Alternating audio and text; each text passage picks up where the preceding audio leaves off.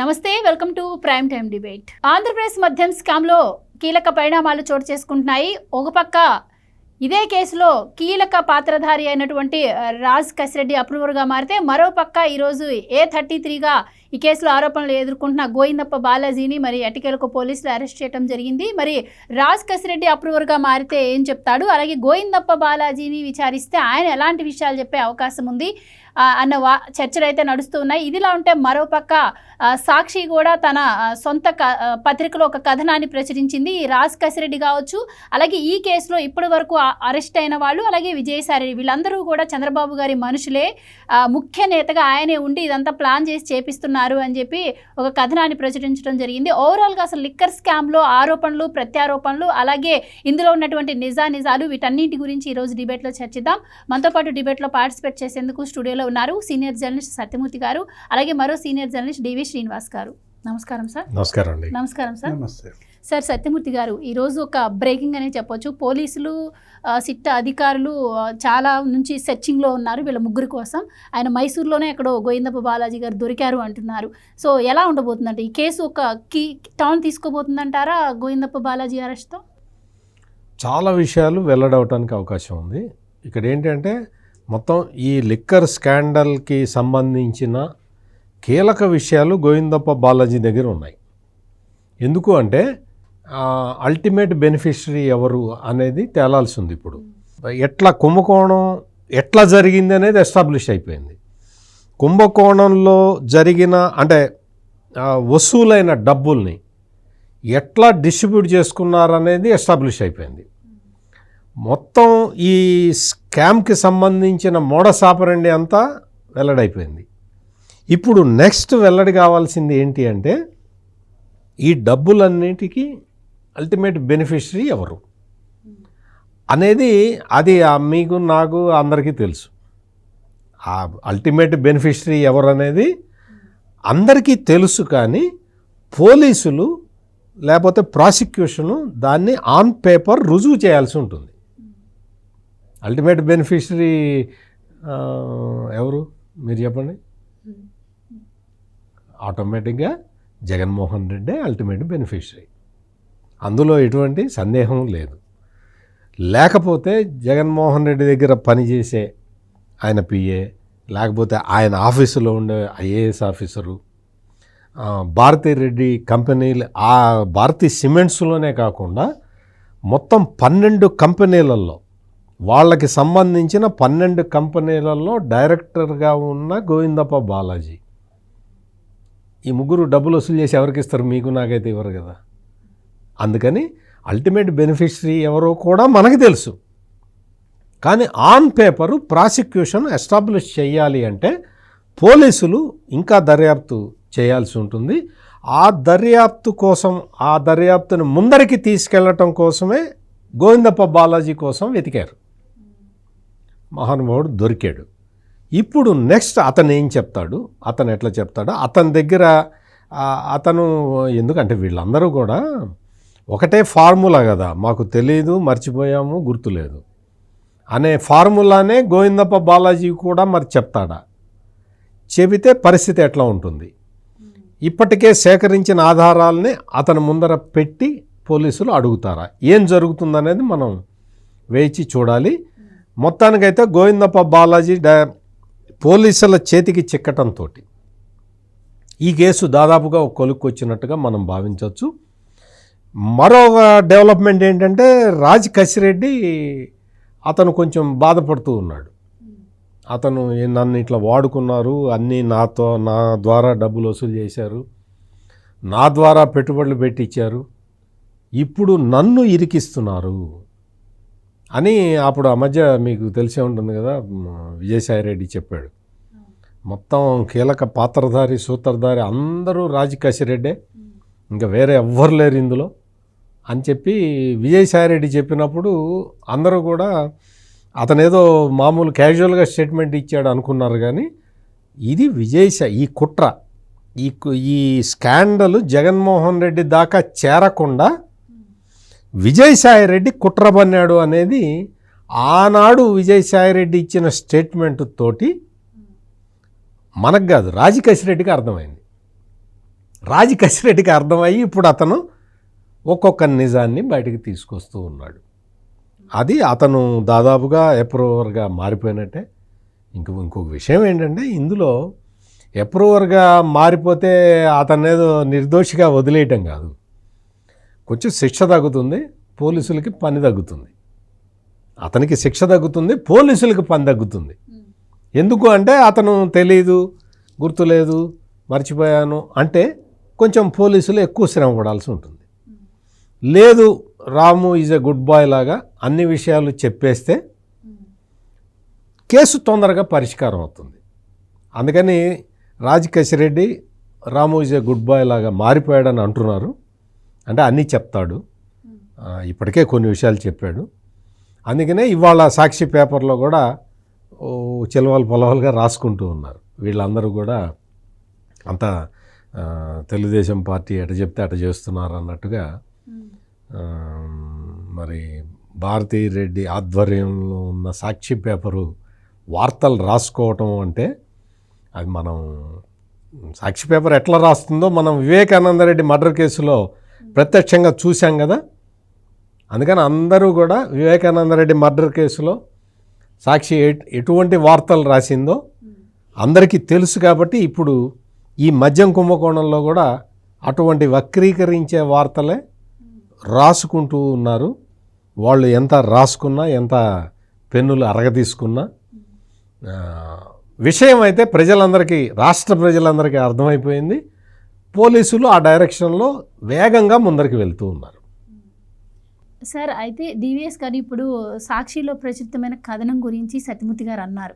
అంటే ఇక్కడ అందరికీ ఒక చర్చ నడుస్తోంది. ఏంటి అంటే రాజ్ కసిరెడ్డి అప్రూవర్గా మారబోతున్నాడు అండ్ ఈ గోవిందప్ప బాలాజీని అరెస్ట్ చేసే ఇన్ఫర్మేషన్ వీళ్ళకి ముందే అంది ఉంటుంది. అంటే మార్నింగ్ అంటే నైట్ ఈ అరెస్ట్కి రంగం సిద్ధమైనట్టు అరెస్టుని ఊహించి ముందుగానే ఈ రెండు పరిణామాల నేపథ్యంలో ఇది జగన్మోహన్ రెడ్డి గారి పేరు ఇంకా త్వరలో బయటికి రాబోతుంది, సో ఇది ప్రజల దృష్టిని ఏ విధంగా మరల్చాలి అని చెప్పి డైరెక్ట్గా ముఖ్యమంత్రి చంద్రబాబు గారికి దీన్ని లింక్ చేసే విధంగా ఆ కథనం ఉంది ఈరోజు.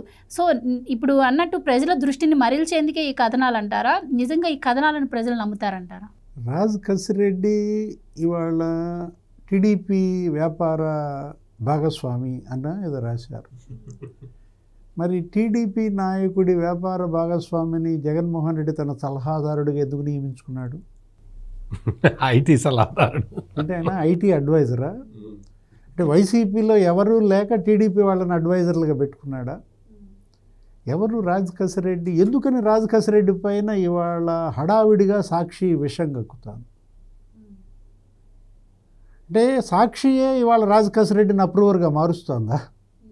ఇంకో సిల్లీ థింగ్ ఏంటంటే విజయసాయి రెడ్డి గారు కూడా చంద్రబాబు గారు మనిషి అంటున్నారు. రాజ్ కసిరెడ్డిని తీసి పక్కన పెట్టండి. అంటే చంద్రబాబు మనిషికి మరి 3 సార్లు రాజ్యసభ ఇచ్చాడు.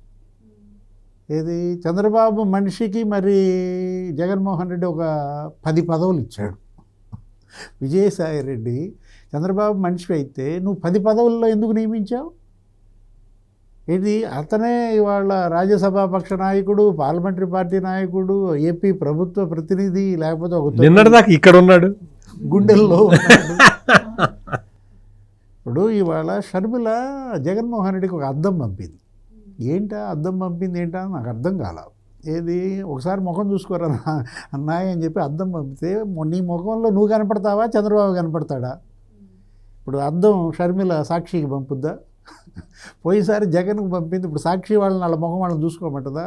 వాళ్ళ ముఖం వాళ్ళకి కనపడుద్దా, చంద్రబాబు కనపడుతున్నాడా? సాక్షికి కూడా.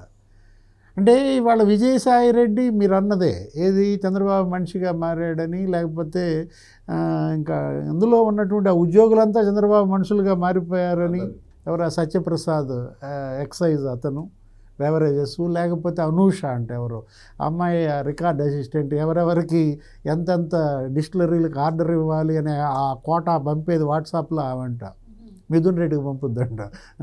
ఆ అనూష వీళ్ళందరూ చంద్రబాబు మనుషులు అయిపోయారంటే మద్యం కుంభకోణంలో ప్రముఖ పాత్రధారి వాసుదేవరెడ్డి కూడా చంద్రబాబు మనిషి అట. అంటే చంద్రబాబు చెబితేనే నువ్వు రైల్వేస్లో ఉన్నాయని తెచ్చుకుని నీ గవర్నమెంట్లో పెట్టుకున్నావా? నువ్వే కదా తెచ్చుకుంది వీళ్ళందరినీ కూడా.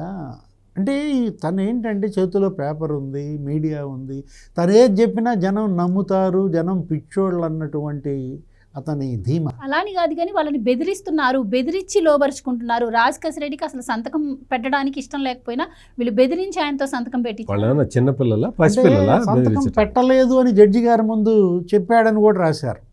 రాజ్ కసిరెడ్డి దానిపైన నేను సంతకం పెట్టలేదని జడ్జి గారి ముందు కూడా రాశాడని. టీడీపీ నాయకుడు వ్యాపారి భాగస్వామి సంతకం పెట్టలేదా అంటే అసలు సింక్ అవ్వట్లేదు. సంతకం పెట్టలేదని సాక్షియే రాసుద్ది, మళ్ళీ టీడీపీ నాయకుడు వ్యాపార భాగస్వామి రాజ్ కసిరెడ్డి అని రాసుద్ది. ఇక్కడ నీకు అసలు ఏంటంటే ఒక ఫ్రస్ట్రేషన్లో ఉన్నారా? జగన్మోహన్ రెడ్డి ఫ్రస్ట్రేషన్లో ఉన్నాడంటే అర్థం ఉంది, కానీ సాక్షి మీడియాకి ఎందుకు ఈ ఫ్రస్ట్రేషన్? ఆయన లోపలికి పోతే ఈయన మళ్ళీ జీతాలు రావు కదా వీళ్ళకి. వాళ్ళ గోవిందప్ప బాలాజీ గురించి రాశారు అదే పేపర్లో, ఏమని వికాట్ కంపెనీ డైరెక్టర్ అని రాస్తున్నారు. అంత భారతీయ సిమెంట్ కాదు అంటే ఇప్పుడు నువ్వు కొట్టి చూడు ఆ గూగుల్లో, అక్కడ ఏంటి గోవిందప్ప బాలాజీ కొట్టారు. నేను కొట్టాను. 8 కంపెనీల్లో డైరెక్టర్ అండి. 8 కంపెనీలు అన్నీ మేడం గారివి ఇవన్నీ. Kalburgi overseas private limited, Bharathi polymers India private limited, Kalburgi cement private limited, Bharathi cement corporation private limited, ఇవన్నీ హోల్ టైమ్ డైరెక్టర్.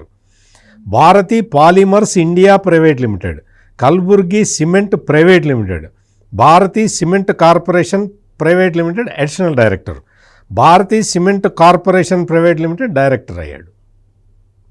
ఇవన్నీ నా కంపెనీలు. రాసిన పేపర్లో Vicat finance director Balaji Govindappa అని రాశారంటే, మీరు అక్కడ ఉన్నాయన్నీ Bharathi polymers, Bharathi cements. Bharathi polymers అంటే ఇప్పుడు ఇంకోటి గుర్తొచ్చింది, అదో పెద్ద స్కామ్.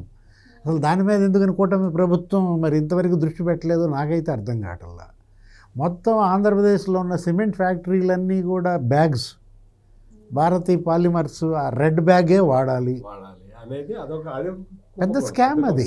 ఏది వాళ్ళందరి చేత ఒత్తిడి చేసి ఆ పాలిమర్స్లో బ్యాగులన్నీ కొనిపించి సిమెంట్ ఇవాళ మొత్తం కంపెనీలను బెదిరించి మిగతా సిమెంట్ ఫ్యాక్టరీలన్నింటినీ కూడా అంటగట్టి ఈ బ్యాగ్స్ అన్నీ కూడా ఈ భారతీ పాలిమర్స్ అంటే ఎన్ని స్కాములు పాల్పడ్డాడు, అసలు ఎన్ని కుంభకోణాలు చేశాడు. ఇప్పుడు ఈ రాతలు ఇవన్నీ చూస్తుంటే జగన్మోహన్ రెడ్డిని కేవలం ఈ కేసు నుంచి తప్పిద్దామనా, లేకపోతే సిట్ని పక్కదారి పట్టించటమా, సిట్ దర్యాప్తుని ప్రజల్ని నమ్మించటమా? ఇది ముఖ్యం. ఏది ఇవాళ ప్రజలు వీళ్ళ దృష్టిలో గొర్రెలు. మేమేది చెబితే అది నమ్ముతారు, మేమేది రాస్తే అది చదువుతారన్న ఒక ఏమనాలా దాన్ని, బరితెగింపు అనాలా.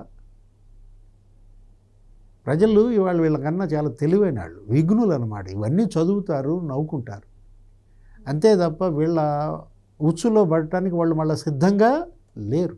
వాళ్ళ బాలాజీ గోవిందప్ప అరెస్ట్ కాగానే మొత్తం అన్ని వాస్తవాలు బయట పెడతాడు. ఎక్కడ రియల్ ఎస్టేట్లో బెంగళూరులో 1000 కోట్లు ఎవరికిచ్చి పెట్టించాడనేది చెబుతాడు.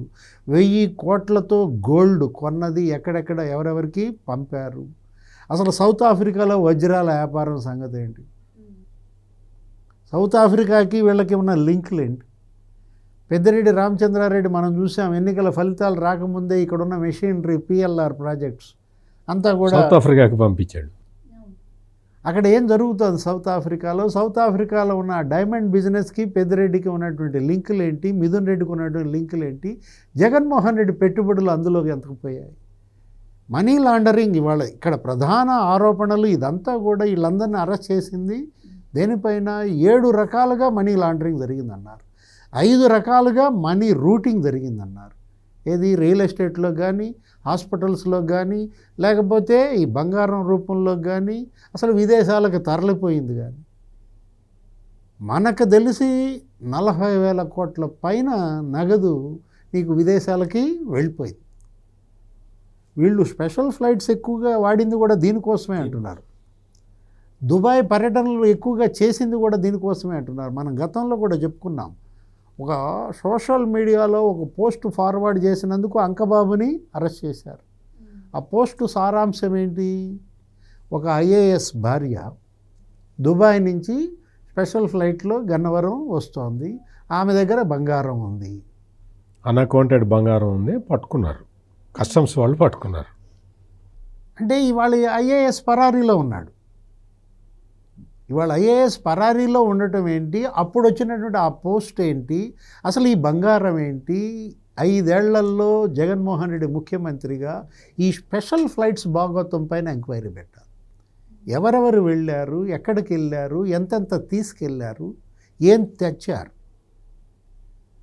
ఇప్పుడు మనం చూసాం సునీల్ కుమార్ అనేవాడు అప్పట్లో ఉన్నటువంటి ఐపీఎస్ సిఐడి వాటికి పనిచేసిన ఆయన దుబాయ్ అసలు ప్రభుత్వానికి కూడా చెప్పకుండా అనేక సార్లు వెళ్ళాడని, ఆయన విదేశీ పర్యటనలపైన ఎంక్వైరీకి కూడా ఆదేశించింది ఈ ప్రభుత్వం.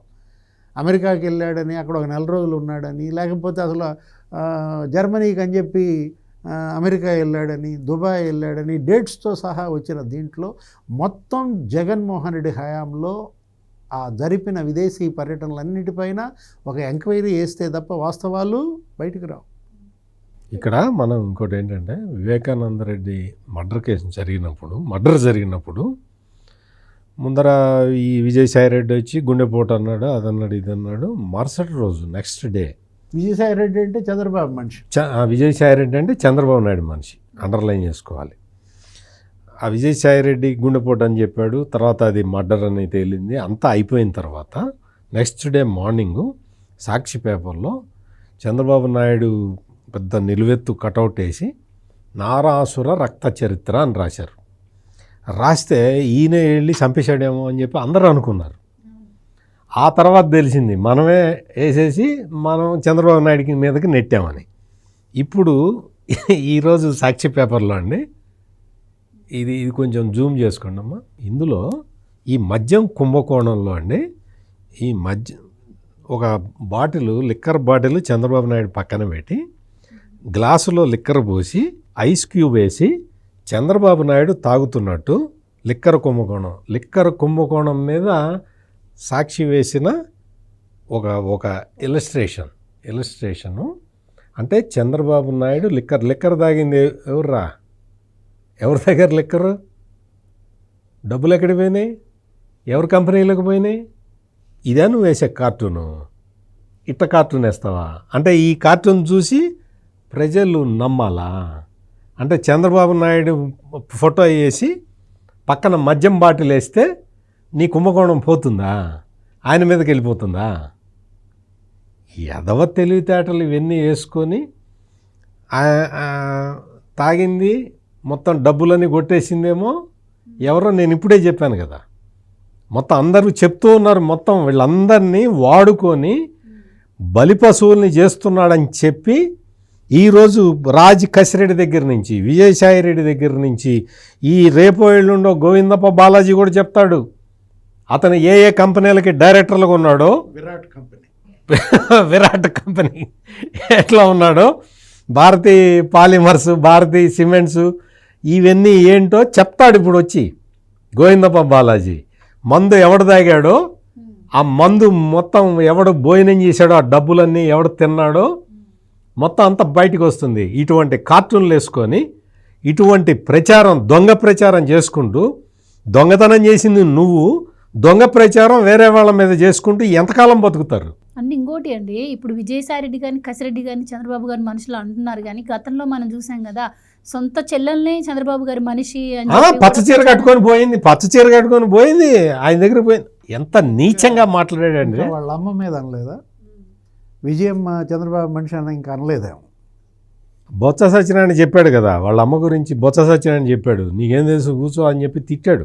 సో ఇప్పుడు నిండు అసెంబ్లీలో ఈ సాక్షిలో వచ్చిన కథనాలను ఎలాగూ ఈ రాజ్ కసిరెడ్డి కావచ్చు, బాలాజీ కావచ్చు, కృష్ణమోహన్, వీళ్ళందరికీ కూడా తెలిసే ఉంటుంది కదా. సో జగన్మోహన్ రెడ్డి గారికి సపోర్ట్ చేసినంత కాలం ఓకే, రేపు మన విషయాలు బయటపడతారేమోనన్న ఉద్దేశంతో రేపు మేమైనా కూడా ఈ విధంగా బలవ్వాల్సి వస్తుంది అన్న జ్ఞానోదయం వాళ్ళకి కలగొద్దా? విజయసాయి రెడ్డిని అన్నాడు కదమ్మా ఈ రోజున. విజయసాయి రెడ్డి చంద్రబాబు నాయుడు మనిషి అని చెప్పి జగన్మోహన్ రెడ్డి అందరు కనిపించినోడికి అందరికీ చెప్తున్నాడు కదా. తన పేపర్లోనే రాసుకుంటున్నాడు కదా. ఇలా తెలుసుకొని రేపు పోలీసులు ఎంక్వైరీకి సపోర్ట్ చేయాలంటారా? ఎలాగూ బాలాజీ గారు కస్టడీలోనే ఉన్నారు. సో వీళ్ళిద్దరికి కూడా మరి సుప్రీంకోర్టు అరెస్ట్ చేయొద్దన్నది కానీ సపోర్ట్ చేయమంది అధికారులకు అంటున్నారు. సో వాళ్ళు కూడా విచారించే అవకాశం ఉంటుంది. చదివిన తర్వాత వాళ్ళలో మార్పు రావాలి. కసిరెడ్డి రాజులో కానీ, విజయసాయిరెడ్డిలో కానీ, బాలాజీ గోవిందప్పలో కానీ వాళ్ళ సాక్షి వాళ్ళని టార్గెట్ చేసిన తీరుకి ఇది ఎవరు రాయించారు? సాక్షిలో వాళ్ళు జర్నలిస్టులు, వాళ్ళు ఉద్యోగులు, వాళ్ళు సొంతంగా రాయరు కదా, వీళ్ళు ఇచ్చిన ఫీడ్బ్యాకే కదా. మేనేజ్మెంట్ వాళ్ళ మేడం రాయమంటే రాసిన కథనమే ఇదంతా కూడా. అంటే ఒక రకంగా బాలాజీ గోవిందప్పని ఇవాళ ఇలా ఇరికిచ్చింది ఎవరు? భారతీ సిమెంట్స్ చైర్పర్సన్ ఆమె అన్నమాట. అంటే బాలాజీ గోవిందప్ప రేపొద్దున వాళ్ళకి ఎక్కడ అడ్డం తిరుగుతాడో అని ఈ కథనాల ద్వారా వాళ్ళని బ్లాక్మెయిల్ చేయడం, కసిరెడ్డి రాజుని టీడీపీ నాయకుడి వ్యాపార భాగస్వామి అనడం, విజయసాయిరెడ్డి చంద్రబాబు మనిషి అనడం, లేకపోతే ఇది మర్చిపోయాను సత్యమూర్తి గారు, సజ్జల శ్రీధర్ రెడ్డి తెలుగుదేశం నాయకుడు అంట. తెలుగుదేశం నాయకుడు ఏం చేస్తున్నారండి? సజ్జల శ్రీధర్ రెడ్డి ఎస్పీవై రెడ్డి అల్లుడు. ఇతను అసలు మామూలుగా ఏ పార్టీ తరఫున కంటెస్ట్ చేశాడు గతంలో మొన్న ఎన్నికల్లో?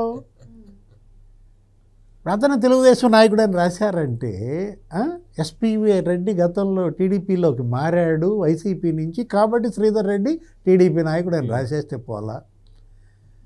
బాగా వండారు, బాగా వార్చారు, ఇక కక్కించడమే వీళ్ళతో అనమాట. మద్యంలో తాగినాళ్ళు మనకు తెలియదు కానండి, కొంచెం కక్కుతారంట బాగా ఎక్కువ తాగితే కక్కుతారు. ఇప్పుడు ఎక్కువ తాగారు కదా, కక్కాలి, ఖచ్చితంగా కక్కాలి. వీళ్ళందరూ కూడా అంతకు బాగా అసహ్యంగా ఉంటుంది. ఆ వాంతి చేసుకుంటే కొంచెం అసహ్యంగా ఉంటుంది. మరి ఏం చేస్తాం, మరి అంతకన్నా అసహ్యమైన కుంభకోణం కదా ఇది. అందుకని ప్రజలకు కూడా తెలియాలి, ఈ విషయాలన్నీ కూడా తెలియాలి. ఏదైనా సాక్షిలో మాత్రం బాగా వాంతి చేసుకున్నారు.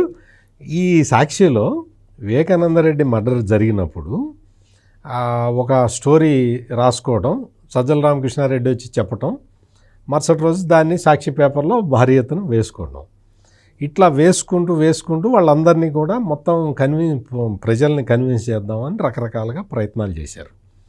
ప్రయత్నాలు చేసినప్పుడు మొత్తం ఇప్పుడు ఎవరైతే ఈ లిక్కర్ కుంభకోణంలో ఉన్నారో వీళ్ళందరూ కూడా సాక్షిలో అట్లా రావటాన్ని ఆ రోజున హర్షించారు, అందరూ సపోర్ట్ చేశారు. వీళ్ళందరూ ఇక్కడ ఈ లిక్కర్ స్కాండల్లో ఉన్న ఈ ఐఏఎస్లు, ఆయన పిఏలు, పిఎస్లు, వీళ్ళందరూ కూడా ఈ రోజున సాక్షిలో వాళ్ళకి వ్యతిరేకంగానే వస్తున్నాయి. గమనించండి, మొత్తం మీకు ధనంజయ రెడ్డి కానీ, కృష్ణమోహన్ రెడ్డి కానీ, వాసుదేవ్ వీళ్ళందరూ గమనించాల్సిన విషయం ఏంటంటే, మీరు అడ్డం వస్తున్నారు అని తెలిస్తే మీ మీద కూడా వార్తలు వస్తాయి సాక్షిలో. చూసుకోండి, ఈ రోజున రాజ్ కసిరెడ్డి మీద ఎంత అసహ్యంగా రాస్తున్నారో సాక్షిలో చూసుకోండి. నిన్న మొన్నటి వరకు రాజ్ కసిరెడ్డి మీరందరూ కలిసి గూడు పుటాయిని బన్నారు, మొత్తం స్కాండల్ చేశారు. ఈ రోజున రాజ్ కసిరెడ్డి ఎదురు తిరుగుతున్నాడు, అప్రూవర్గా మారుతున్నాడు అని తెలియంగానే రాజ్ కసిరెడ్డి తెలుగుదేశం మనిషి అని మొత్తం ఇదంతా కూడా వండి వారుస్తున్నారు. రేపొద్దున ధనంజయ రెడ్డి పరిస్థితి అంతే, కృష్ణమోహన్ రెడ్డి పరిస్థితి అంతే, మిథున్ రెడ్డి పరిస్థితి కూడా అంతే. మిథున్ రెడ్డిని ఇప్పుడు ఈ క్షణం వరకు కాపాడుకుంటూ వస్తూ ఉన్నారు. రేపొద్దున మిథున్ రెడ్డి అసలే భయస్తుడని విన్నా నేను. అంత మామూలుగా చాలా మరి వాళ్ళ నాన్న మరి ఎర్రచందనం అన్నీ రకరకాలుగా చేశాడు, కానీ మరి ఇతనికి ఎందుకో భయస్తుడు. మొదటిసారి పిలిచి అడిగినప్పుడే చేతులు ఇట్టు వణుకుతున్నాయట, మొత్తం షేక్ అవుతూ ఉంటే ఎంక్వైరీ చేసే పోలీస్ ఆఫీసర్ అడిగేట, అదేంటండి మీ చేతులు ఇట్లా వణుకుతున్నాయి ఏంటంటే, షేక్ అవుతున్నాయి ఏంటండి, అదేంటండి అంటే నాకు కొంత వీక్నెస్ ఉందిలే అన్నట్ట. వీక్నెస్సా, లేకపోతే పోలీసులు చూస్తే భయం పుట్టిందా, లేకపోతే ఈ కుంభకోణం మొత్తం చేసిందంతా బయటికి వచ్చేసింది అని నువ్వు కొంచెం టెన్షన్ పడుతున్నావా, ఆ టెన్షన్లో వణుకుతున్నాయా చేతులు ఏంటో అన్నీ కూడా పెద్దిరెడ్డి మిథున్ రెడ్డి మొత్తం అంతా కూడా చెప్పాల్సిన పరిస్థితి ఉంది. ఇప్పుడు ఏదో కొంత కోర్టు ప్రొటెక్షన్ వచ్చినా కానీ ఎట్లయినా సరే న్యాయస్థానాలకు కూడా చెప్తారు కదా. ఇప్పుడు ఇదంతా దాగుడు ఒక దొంగతనంలాగా చేసేది కాదు కదా, ఇది పబ్లిక్లో కోర్టులో చెప్పేస్తారు పోలీసులు కూడా. పెద్దిరెడ్డి మిథున్ రెడ్డి పాత్ర ఏంటో కూడా. అందుకని ఒక ఎంపీగా ఉన్నాడు కాబట్టి ఆ ఎంపీ ప్రొటెక్షన్లో ఈ డ్రాగాన్ చేస్తూ ఉన్నాడు కేసుని. మనం అంతకు ముందర చూసాం కదా, వివేకానందరెడ్డి మర్డర్ కేసులో అప్పుడు వచ్చింది కూడా ఎంపీనే కదా. ఆ ఎంపీ ముసుగులో అతను కూడా తప్పించుకున్నాడు కదా. అంటే తప్పించుకోవటం అంటే అరెస్ట్ తర్వాత పేపర్ అరెస్ట్ చూపించారు. అంటే వీళ్ళు ఎంపీలు అవుతున్నది అరెస్టుల నుంచి తప్పించుకోవటానికి. ప్రజలారా గ్రహించండి దీన్ని. మొత్తం నేరాలని కప్పిపెట్టుకోవటానికి వీళ్ళు మీ ఓట్లు కొనుక్కొని వీళ్ళు ఎంపీలు అవుతున్నారు. గుర్తుపెట్టుకోండి, ఈ పాయింట్లన్నీ గుర్తుపెట్టుకొని.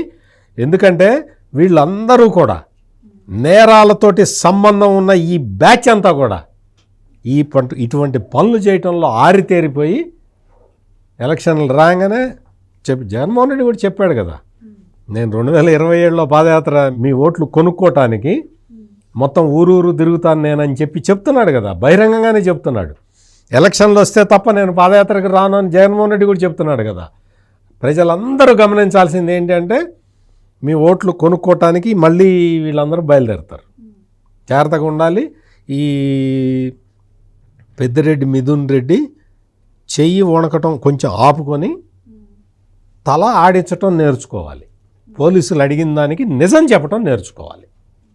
అయితే సార్ దీంట్లో ఈ కేసు ఎక్కడి వరకు వచ్చి ఆగిందో చివరికి ఆ ముగ్గురు కూడా ఇప్పుడు పోలీసులు ఛేజ్ చేయడం అయితే జరిగింది. అండ్ సిట్ దాదాపు ఈ కేసుని 99% ఛేదించినట్టు కూడా తెలుస్తోంది.